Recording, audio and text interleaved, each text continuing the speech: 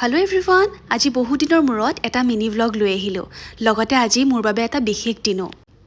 কাৰণ আজি মোৰ জ্যোতিচিত্ৰবনত এটা গানৰ অনুষ্ঠান আছে। আৰু কাহিলিপাৰালৈ আহিলো ঘৰলৈ।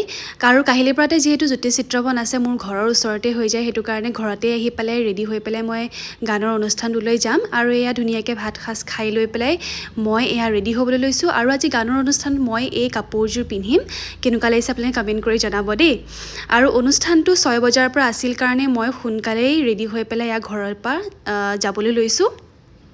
ৰ'ব আপোনালোকক কোৱাই নাই নহয় আজি মোৰ বাবে কিয় বিশেষ, কাৰণ এই অনুষ্ঠানটো আছে আজি আমাৰ সকলোৱে শ্ৰদ্ধাৰ মৰমৰ মিতালী চৌধুৰী বাইদেউৰ মৃত্যুবাৰ্ষিকী উপলক্ষে জ্যোতিচিত্ৰবনত তেখেতৰ সোঁৱৰণিত এটি অনুষ্ঠান আয়োজন কৰিছিল আৰু তাতেই মোক গান গাবৰ কাৰণে সুযোগ দিছিলে। আৰু বিশেষ এইটো কাৰণে কাৰণ মই আজি বহু কেইজন বিশিষ্ট ব্যক্তি সন্মুখত গীত পৰিৱেশন কৰিবৰ কাৰণে সুবিধাকণ পাইছোঁ। এই দেখিছে ষ্টেজত ফিলে মালবিকা বাইদেউ আছে, সংগীতা কাকতি বাইদেউ আছে আৰু মনিষা হাজৰিকা বাইদেউ আছে, জেপি ছাৰ আছিলে।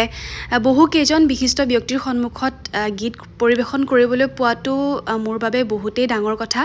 আৰু এয়া প্ৰথমে মৰমী শৰ্মাই গীত পৰিৱেশন কৰিছিল আৰু মৰমী শৰ্মাক হয়তো সকলোৱে চিনিয়ে পায়। জুবিনদাৰ ৰৈ ৰৈ বিনালে তেখেতে সপোন সপোন গীত জুবিনদাৰ লগত একেলগে গাইছিল। তেখেতে অনুষ্ঠানটো কৰাৰ পিছতে মই গাইছিলোঁ, কিন্তু মই গোৱা ভিডিঅ'খিনি ইয়াতে এড কৰিবলৈ নহ'ল।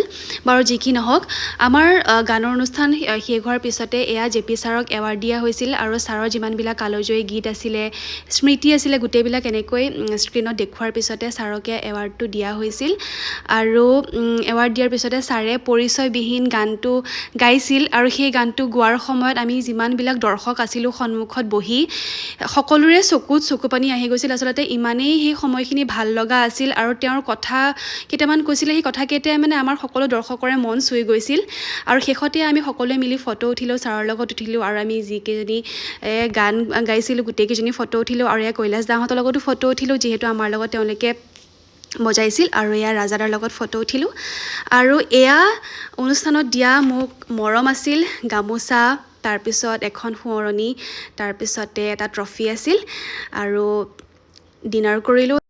আৰু ইমানেই আছিলে মোৰ ভ্লগটো। আজিলৈ আহিছোঁ, নেক্সট ভিডিঅ'ত লগ পোৱাৰ আশাৰে বাই বাই।